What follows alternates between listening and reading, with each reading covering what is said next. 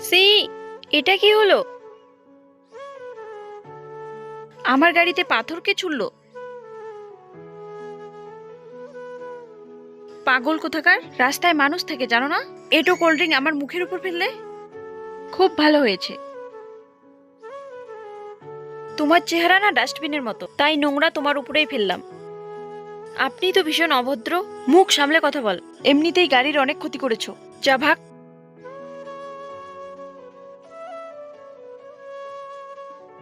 আমার সোনার চেন কোথায় গেল? ওটা তো অনেক দামি ছিল। এখন আমি কোথায় খুঁজবো?